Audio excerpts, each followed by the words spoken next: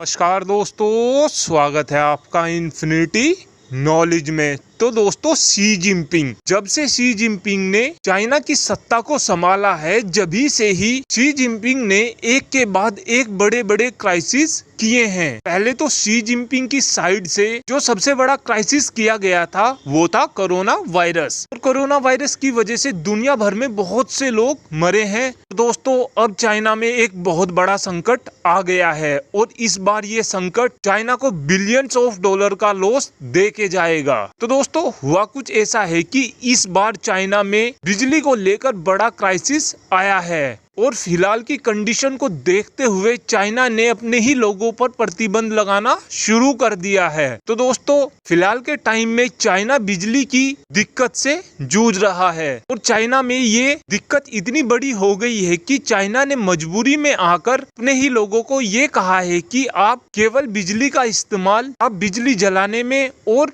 छोटे छोटे electronic items को चलाने में ही कर सकते हैं। चाइना की साइड से ये साफ कर दिया गया है कि फिलहाल की कंडीशन को देखते हुए चाइना में कहीं भी बिजली का मिसयूज ना किया जाए। लेकिन सोचने वाली बात एक यह है कि चाइना इतना बड़ा कंट्री होने के बाद भी चाइना में बिजली का इतना बड़ा क्राइसिस आया कैसे है। तो दोस्तों, इसका जो मेन रीजन है वो यह है कि चाइना अपनी जितनी भी बिजली प्रोड्यूस करता है वो ज्यादातर कोयल से प्रोड्यूस की जाती है। अभी हाल ही में ही चाइना में बड़ी बाढ़ भी देखने को मिली थी। इसी वजह से चाइना में कोयले की खदानें भी बंद पड़ी हुई हैं और अब तक चाइना का जितना भी कोयला आता था वो ऑस्ट्रेलिया से आता था। लेकिन अभी हाल ही में ही चाइना की साइड से ऑस्ट्रेलिया पर व्यापारिक प्रतिबंध लगा दिए गए हैं और अभी चाइना की साइड से ऑस्ट्रेलिया को ये भी धमकी दी गई थी कि हमने आपकी तरफ अपनी न्यूक्लियर मिसाइल तैनात कर दी हैं। तो दोस्तों, अब ऑस्ट्रेलिया की साइड से चाइना को कोयला देने को बिल्कुल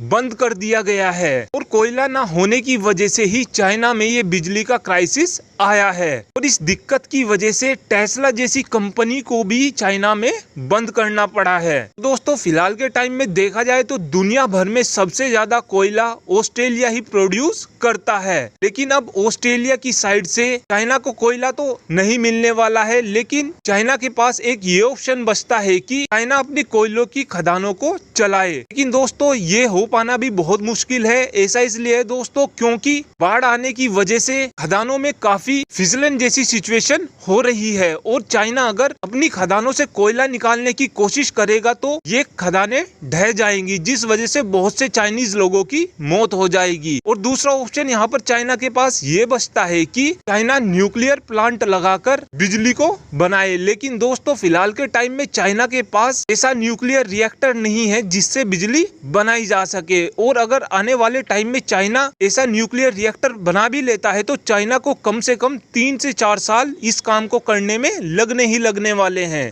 thanks for watching this video. Have a good day.